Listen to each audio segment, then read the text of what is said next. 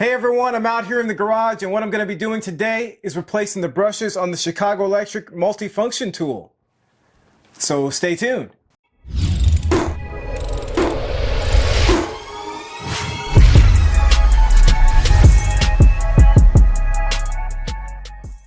So if you're new to the channel, I just want to welcome you here and hopefully you'll consider subscribing if you like what you see. Also, check out DIY Apprentice on Instagram, Twitter, and Facebook. I post lots of pictures and videos on those platforms before I post anything on YouTube.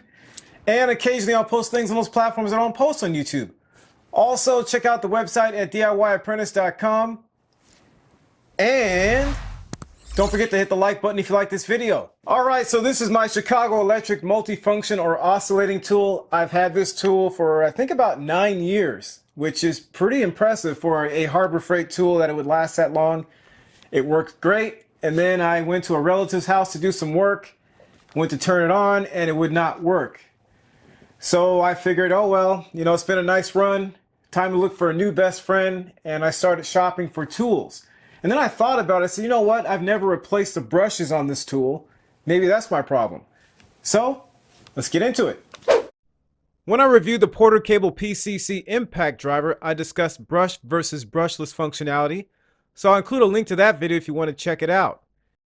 Basically, the brushes contact and transfer energy to what is called the commutator, causing the internals to spin. Over time, those brushes wear and lose contact. Alright, I've got the tool on the bench, so I'll plug it in and switch it on.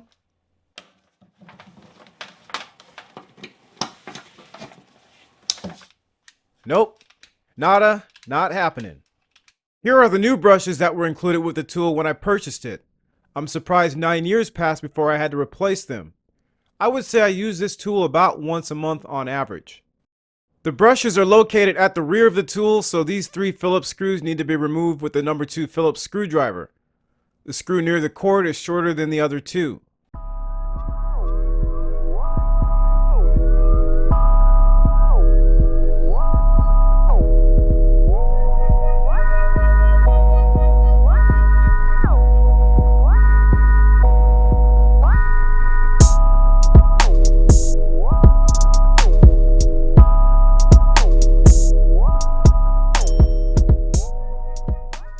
Next, we'll remove the rear halves of the case.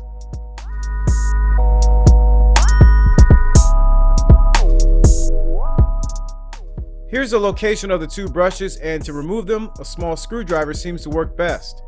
I just slipped it between the holder and the brush, then lightly pried the brush loose and pulled it out.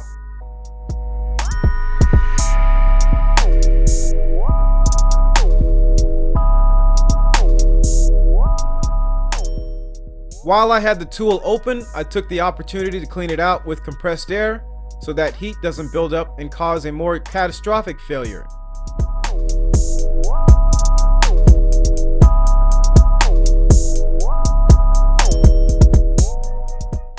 If you want to clean the front end of the tool, just remove the 4 screws and pull the head straight out.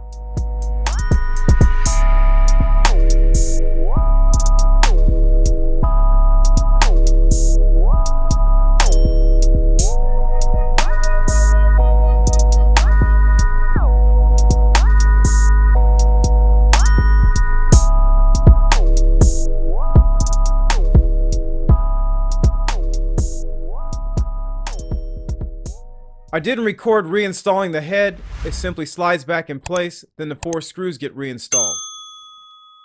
Okay, with the tool cleaned up, we're going to install the new brushes. I spread the wings, as I'll call them, slightly so they'll lock in place in the holder slots.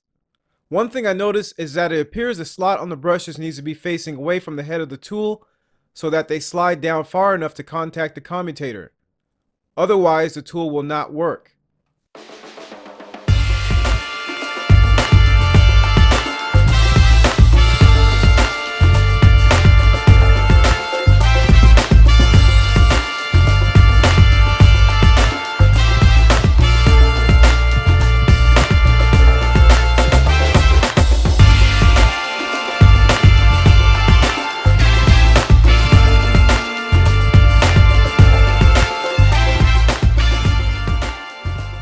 I then reinstalled the 2 halves of the rear case, making sure the circuit board for the variable speed control was properly centered in its slot.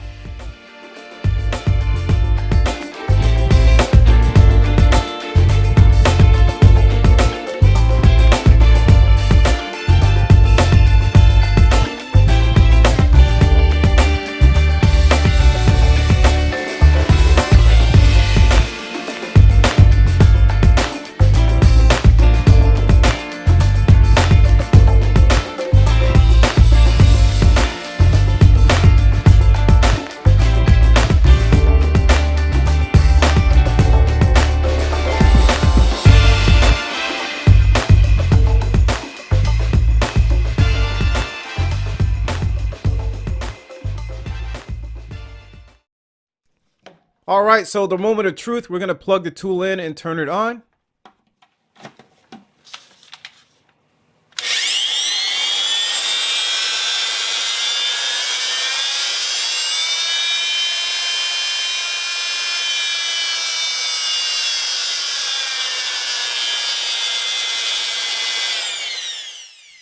And it's working again. Perfect.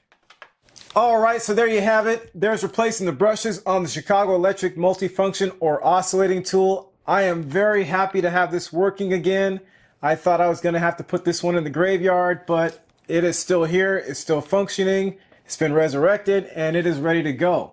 So hopefully this information was helpful, and thanks for watching.